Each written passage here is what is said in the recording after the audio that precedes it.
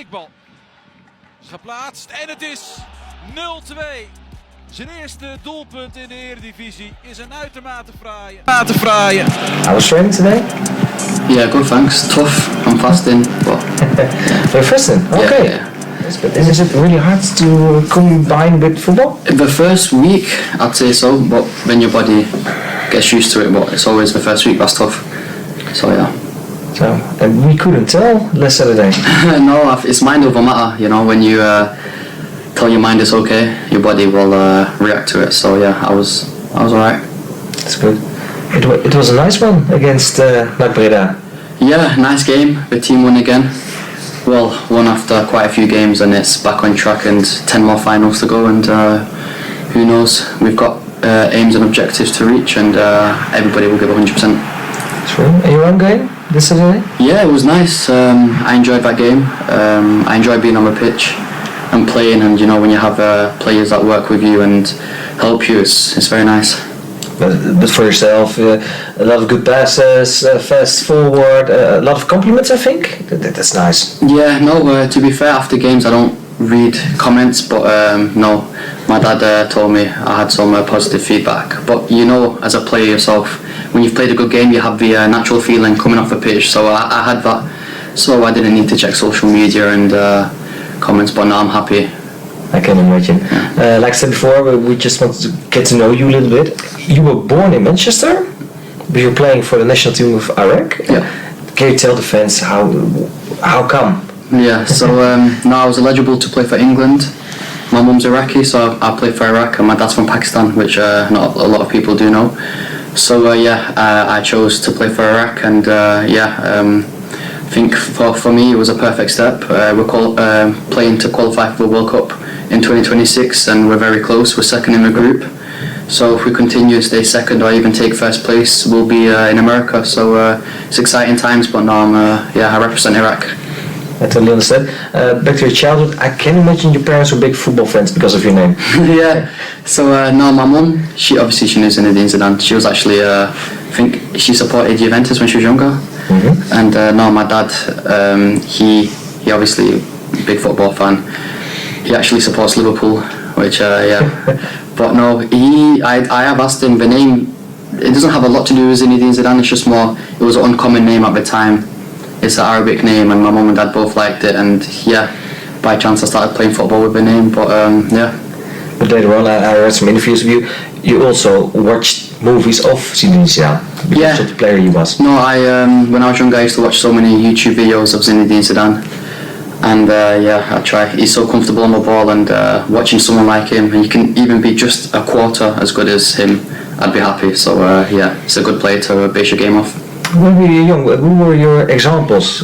Which kind of players? So when I was younger, I used to watch a lot of Zidane Zidane videos, as I said. But as I grew older, I really love watching Thiago from Barca, Liverpool, Bayern. Really like him, his style of play. Frankie de Jong as well. Really like how he plays. So yeah, them two were the two players. Even a bit of Busquets, like how calm he is on the ball. You know, if you take a bit of everyone's game and you try and build it into yours, it's top. But they are high level players, and I hope to reach the levels one day. Just need to keep working. I saw you started playing football at Seoul United. Yeah. And then you joined Manchester United when you were 9. Yeah. Can you tell us a little bit about those years? Yeah. So I was at Seoul United actually 1 week before my 5th birthday. So they had a little program called Gimme Fives. So it's like 5-year-olds and 4-year-olds. I went there, and my dad took me because he didn't want me to be bored at home, and he wanted me to get into an activity. So I was playing, and I got scouted when I was 5 by United. And seriously? Yeah. But it's not the academy. It's like development centres where you just go there, train, have fun, and the coaches are kind of watching you. And then when I was 8, I signed my first contract for United.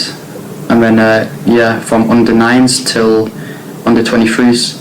So I was there for a very long time, and and I came here, and But a big part of your life, Manchester United. Yeah, it's all I knew. And to come here was a step out my comfort zone.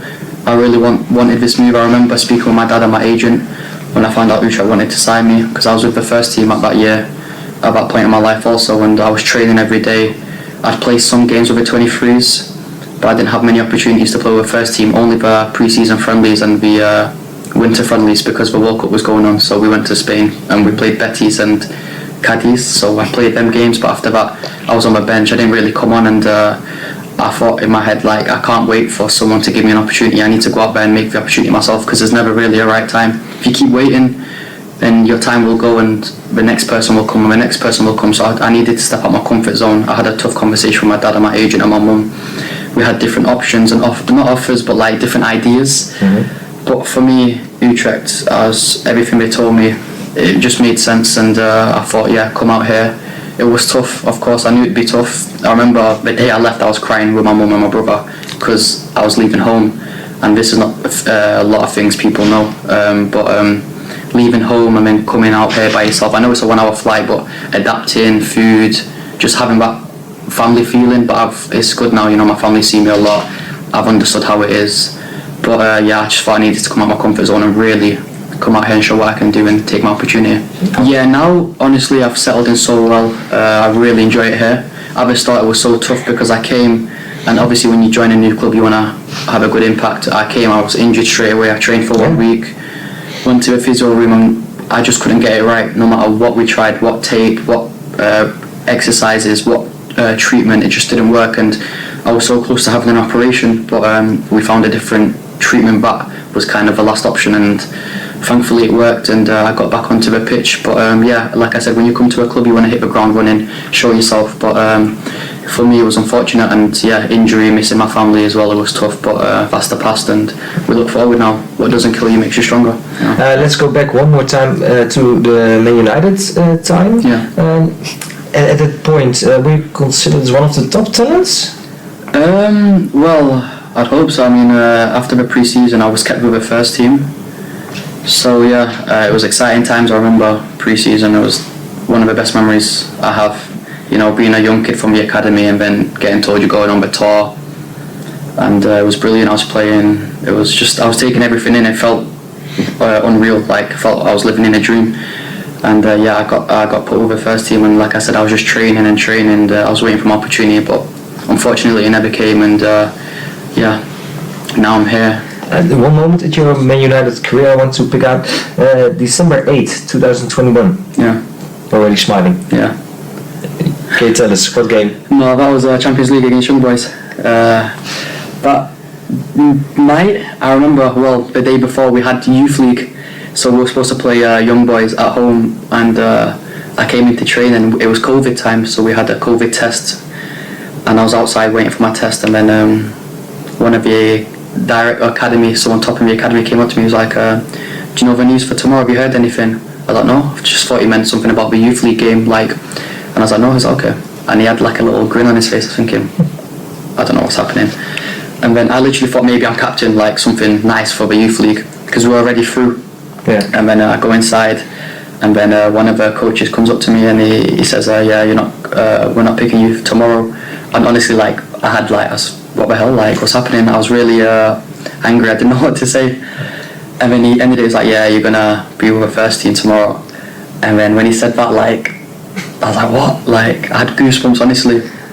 And then as soon as he left me, I was like, I didn't know what to do. I was like on the spot thinking, do I ring somebody? Do I go warm up with the team? I thought, no, I can't warm up now. I need to go ring my mum, my dad. I text my agent, group chat, everything. And then my dad, that night, he just spent hours finding tickets, because I think from United you only get like 5 or 6 tickets, but all my family and friends were like, yeah, 6 wasn't enough. I think we need about 60. But Luke Shaw, to be fair, gave us his box, like all the academy players that were on the bench. He gave his box away, so I had some family and friends there. So had some family and friends in the stadium, and we all got there so early. Literally, when we were warming up on the pitch, we were there. And now that night is literally. Sometimes I look through my phone and like on Snapchat memories come up, and that memory comes up, and I'm like, wow, like the year's gone by so quick. Champions League. Yeah, crazy. I think I played like 8-9 minutes, but like no one can ever take that away from me, and that's one moment that, not just for me, for my family, you know, the amount of hours we've put in. I know I wasn't there in the stands, but my mum cries so easily. My dad was like, yeah, your mum was crying. I was like, I knew it. But it was like a very nice moment for the family. I've still got the debut shirt, because I came on for Jesse Lingard, who also wore number 14. I came on for him. I got his match shirt, he signed it. and I've got it framed in my house next to my debut shirt, and been a picture of me coming on for Jesse. Big moments. Yeah. This is moments that I hope people can have in their life one time, you know, where you can look back and be like, wow, like, this is what it's about. It's surreal. Oh, that's great. Yeah, another one is, I think, when you make your debut for the national team of Iraq. Yeah. Last one, I've got one short movie I want to show you. Yeah. Really, they asked me to say something. Of course, you are one of my favorite young players. I am following you a long time. You are on the right way. You are in the right club who help you to make next steps. You improve every month. I see you are much stronger, much quicker, and so forth and so forth.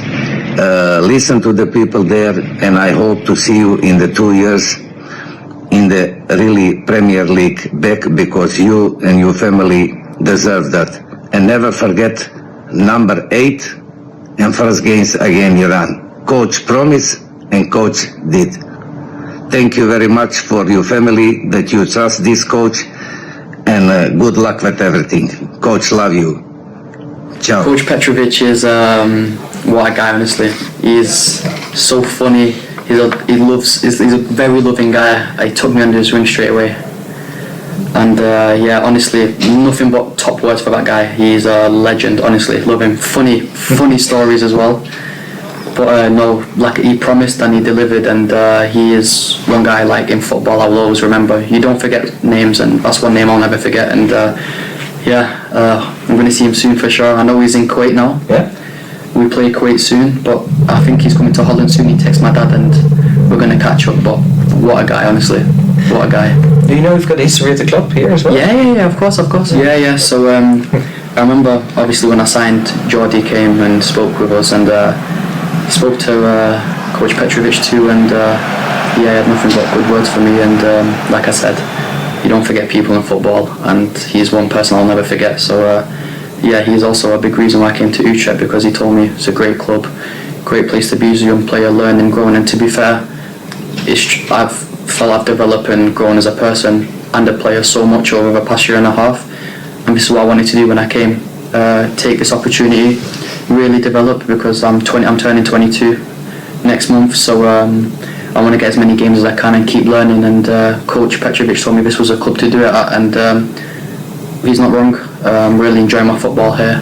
10 more games to go, finish the season strong, and yeah, we keep pushing. How special is it to play for the national team? Honestly, it's I can't describe the feeling. You know, we have 40 million people in Iraq. I think you see it on the Instagram too. There's a little picture of me, I'm in the corner, but all in the comments, you know, but it comes from a good place, you know. They love to support, and there's 40 million people. When we play, the whole country pauses and they're watching the game. Even if it's away, we have these big screens in the city. Everybody comes around and watches the game. And yeah, I also have a video on my phone I'll show you later. But the stadium when we play at home. But even when we play at home, the stadium is filled up 3-4 hours before kickoff, and everybody's there. 70,000 people singing, screaming. It's unbelievable. And to play at home with that kind of atmosphere is crazy. And every Iraqi, if you don't know anything about football, even if a national team's playing, you'll watch. Everybody's crazy for the national team, and to represent the people is brilliant. And we're close to the World Cup, and we've not been there for 40 years. So that's big. Yeah, it's huge. So this is the year, I hope, that we qualify and we put smiles back on the people's faces, because they've been through some hardships, you know, a lot of wars, a lot of things that I don't want to speak about, but you know, football is their happiness and their pride, and if I can just play a little part to bring happiness to their life, I'm more than happy to do that. But they're crazy about football, but they're also crazy about Zidane Iqbal. Yeah, so yeah, they're crazy about football, and yeah, there's quite a few players in Europe, so they like all the players, but the ones in Europe, I don't know, they really look out for. I think because they want more players to play in Europe, because we have a lot of talented players who can make the step, but it's just, like I said, leaving your comfort zone, and it's tough to you know, adapt and stuff. But yeah, like I said, when you guys post a picture, I think even the Utrecht fans, they see it on the Instagram comments, are like, oh my god, like I think the followers jumped up, the comments, and we've got a problem when you're not on the photo. Then where is Iqbal? Yeah. If I'm there, then it's flooded comments, and when I'm not there, it's where am I? But no, it comes from a good place. I understand it can be annoying sometimes, even for me. You know, when I'm with my family and my phone keeps pinging and pinging, I have to turn it off. But yeah, honestly, I know it comes from a good place from them, and they don't mean harm by it. But do you feel any pressure? Because, like you said, you're still a young kid. Yeah. You're still developing, but it's a big country. Like you said, it's a big moment now for the country going to the World Cup. You have to deliver all the time. Yeah. Is it hard? Yeah, it's hard, but I wouldn't call it pressure. I mean, it's a football game. It's 90 minutes long. You battle and you try and win. I mean, there's pressures in other parts of the world where you have to find a meal for your family, or you're trying to escape death. For me, that's pressure. Football, of course, it can be hard, but there's a lot more things that are worrying and have more pressure. So for me, I just think, it's a football game. If I have a good game, great. If I have a bad game, there's always a next game. And of course, I always try and give myself 100%, but some days you're going to have a bad day. And yeah, when you have so much support and love, it pushes you, it motivates you. And I've got good people around me, and I know the fans are around me. So yeah, it's all the support that keeps me going. That's a good feeling. Yeah, it is very nice. The first season at Utrecht, you played, I checked, 17 matches, but only started 4 times. Yeah. Like you said, you had an injury, but also a new country, new competition and stuff. Overall, how hard was it for you the first season? So yeah, I remember, like I said, being injured at the start of the season, and then I came back from injury. My debut Iraqis out. The next day I pulled my quad, and honestly I felt like nothing was going right for me. I was like, new club and this is happening, and I felt like I was giving a bad impression, because you're in a new change room, you want to show the players and earn your respect, and I couldn't because I'm in the gym and I'm with the physios. And came back, played final the way in the cup, had a good game. Unfortunately we lost, and then I went to the Asia Cup, so I also missed some time there. And then I came back and then slowly went going. But yeah, it's about adapting, and it took me a bit longer than I thought it would. To be fair, I had some people saying, yeah, maybe the first year will be tough, but I thought, no, like, I trust myself. But it really was hard, and now from the start of this season, playing, got injured, and then was on the bench for a bit, waited for my turn, and yeah, now I'm in the lineup and I'm working hard, and I've kept the shirt. And this also, I know this plays in the squad, and the whole squad, we train so hard, so it also motivates you to keep going and try and keep a hold of the shirt. And this is my motivation. To 10 games left, 10 finals, give it 100% like the team will, and let's qualify for Europe. That's a big goal actually. Yeah. But your total playing minutes already doubled this season. Yeah. Was a big improvement. Yeah, exactly. Yeah. So last year I call it the adapting year. I mean, obviously you get some players that go there first year, they kill it. Last year I call it the adapting year, kind of really settling down. Some players do come to a new club in the first year and they kill it. Fortunately for me it wasn't. It was more learning my role, learning myself as a player, understanding who I am as a person, and yeah, I've learned so much, and I'm so grateful for these past 2 years. The last year was tough, but I wouldn't be the same person I am today if it wasn't for last year. And I've learned a lot about myself as a person off the pitch, because as a football player you play for 90 minutes and then you're a human being after that. How are you? You're respectful, everything. And for me, being off the pitch is how are you as a person, and that's one thing that I really take heavily. And when I had a little mentality change, a little shift, that's when everything started going upwards, and I now have no pressure on myself.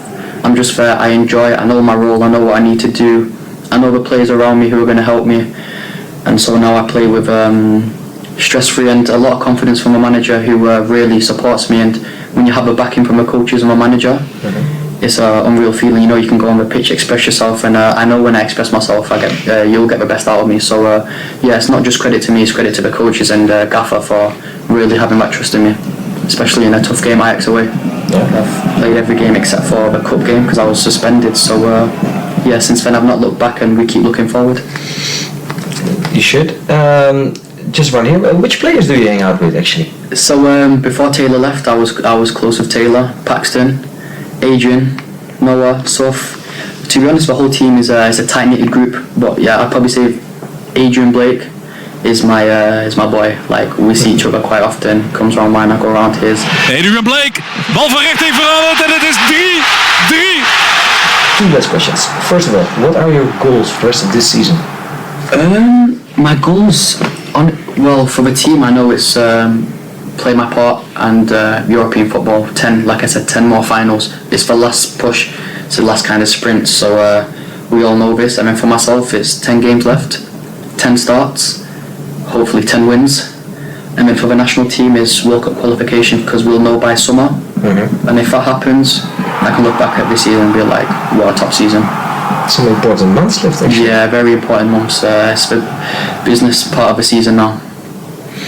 That's very clever. And at the end, of course, do you have a message for all the FC Utrecht fans worldwide? Because of you, we've got a lot of fans outside the Netherlands as well.